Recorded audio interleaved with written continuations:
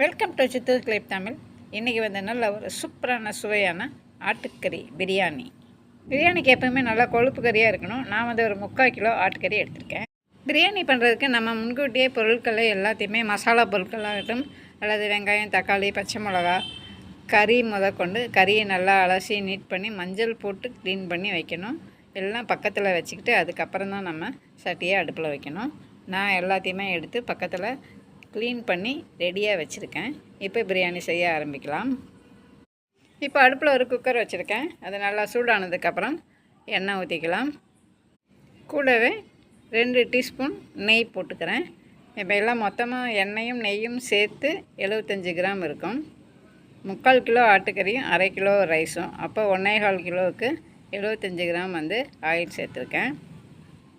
அதுக்கப்புறம் நம்ம அந்த மசாலா பொருட்கள் எல்லாமே பட்டை, லவங்கம், கறி மசாலா பொருட்கள் எல்லாமே இதில் போட்டுக்கிறேன். இலை எல்லாமே, பிரியாணி இலை எல்லாமே சேர்த்து ஒரு தடவை நல்லா வறுத்து விட்டதுக்கப்புறம் அந்த கிராம்பு வந்து வெடிக்கிறதுக்குள்ளே நம்ம வெங்காயத்தை போட்டுடணும்.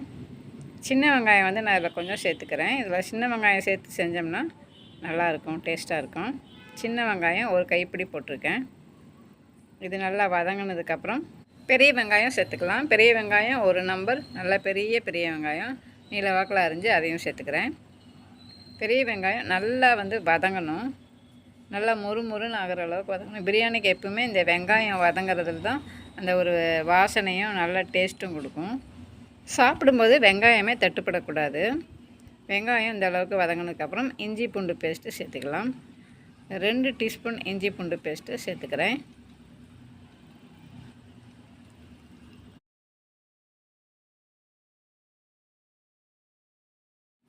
இஞ்சி பூண்டு பேஸ்ட்டு நல்லா பச்சை வாசனை போகிற அளவுக்கு நல்லா எண்ணெயில் வறுத்துடணும். வெங்காயத்தோடு சேர்த்து இந்த அளவுக்கு நல்லா வறுக்கணும். முதல்ல இஞ்சி பூண்டு பேஸ்ட்டாக தான் போட்டு எண்ணெயில் நல்லா வதக்கணும். ஏன்னா அது குக்கரில் ஒட்டிக்குமேன்னு சொல்லிட்டு தான் நான் வெங்காயம் போட்டதுக்கப்புறம் இஞ்சி பூண்டு பேஸ்ட்டு போடுறேன்.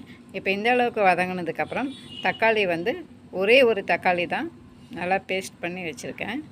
நம்ம கட் பண்ணி போடுறதை விட இந்த மாதிரி அரைச்சி போட்டோம்னா நல்லா டேஸ்ட் இருக்கும் பிரியாணியில்.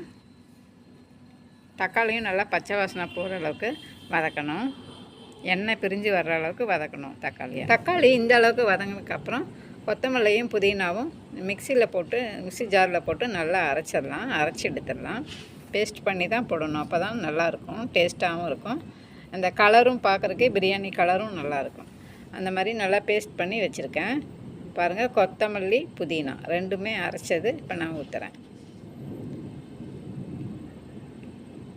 நல்லா இதையும் கலந்து விட்டு இந்த பிரியாணி செய்யும்போது என்னென்னா ஒவ்வொரு பொருளையும் போட்டுட்டு நல்லா வதக்கிடணும் எண்ணெயில். இந்த பச்சை வாசனை போகிற அளவுக்கு வதக்கணும், அதுதான் முக்கியம். இப்போ இது ரெண்டையும் நல்லா அந்த பச்சை வாசனை போகிற அளவுக்கு நல்லா வதக்கி எடுத்துடணும். நல்லா இந்த அளவுக்கு எண்ணெய் பிரிஞ்சு வந்ததுக்கப்புறமா தயிர் சேர்த்துக்கணும். இப்போ பாருங்கள் எப்படி வதங்கியிருக்குன்னு. இந்த அளவுக்கு வதங்கணும். இதுக்கப்புறம் தயிர் சேர்க்குறேன். தயிர் வந்து ஒரு 3 டீஸ்பூன் தயிர் சேர்த்துக்கிறேன். ஒரு 1/4 கிலோ கறிக்கு வந்து 1 டீஸ்பூன் வீதம், 3/4 கிலோ கறிக்கு 3 டீஸ்பூன் சேர்த்துக்கிறேன். ஒரு 5 பச்சை மிளகாவும் சேர்த்துருக்கேன். இதோட ஒரு 10 சொட்டு எலுமிச்சம் சாறும் சேர்த்துக்கலாம்.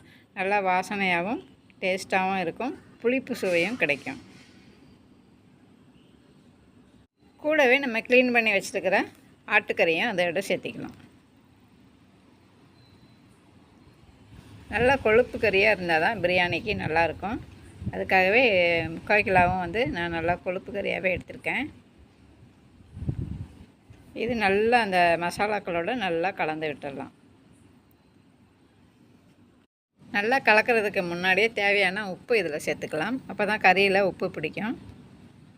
உப்பு சேர்த்துட்டு நல்லா ஒரு தடவை கலந்து விட்டுடலாம்.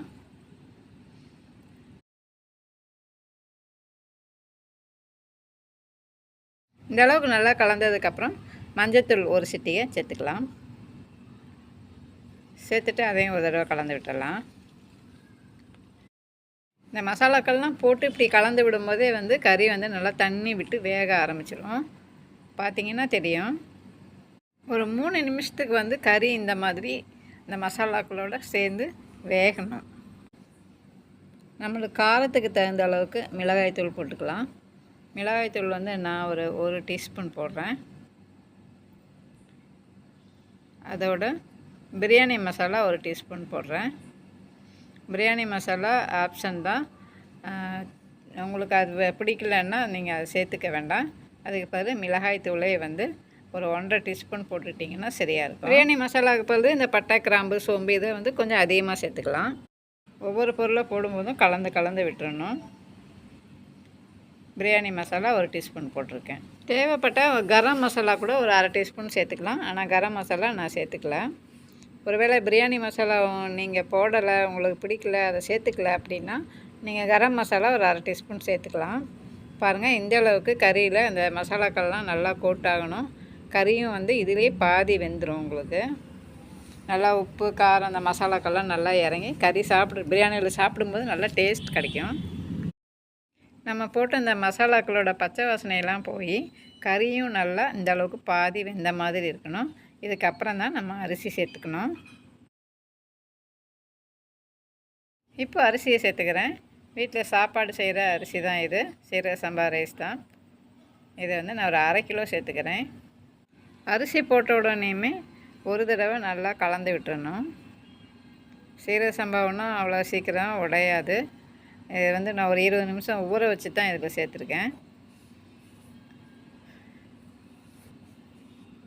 நல்லா இந்த மாதிரி கலந்து விட்டு நல்லா சமம் பண்ணிவிட்டு அதுக்கப்புறமா தண்ணி ஊற்றணும். நம்ம எப்பயும் தண்ணி ஊற்றுற மாதிரி தான்.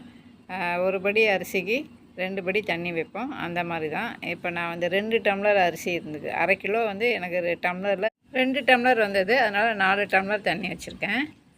இப்போ ஒரு தடவை நல்லா கலந்து விட்டு உப்பு, காரம், புளிப்பு எல்லாமே நல்லா இருக்கா, மசாலாலாம் கரெக்டாக இருக்கான்னு பார்த்துக்கலாம். குக்கரை மூடுறதுக்கு முன்னாடி இந்த அளவுக்கு நல்லா கொதிக்கணும். கொதிச்சதுக்கப்புறம் தான் குக்கரை மூடி வைக்கணும். மூடி வச்சு 3 விசில் வந்ததுக்கப்புறம் இறக்கிட்டேன். சூப்பரான சுவையான ஆட்டுக்கறி பிரியாணி ரெடி ஆயிடுச்சு. பிடிச்சிருந்தால் லைக் கொடுத்து சப்ஸ்கிரைப் பண்ணி விடுங்க, ஷேர் பண்ணி விடுங்க. கண்டிப்பாக நீங்களும் ட்ரை பண்ணி பாருங்கள். மீண்டும் ஒரு அடுத்த வீடியோவில் சந்திக்கிறேன். தேங்க்ஸ் ஃபார் வாட்சிங்.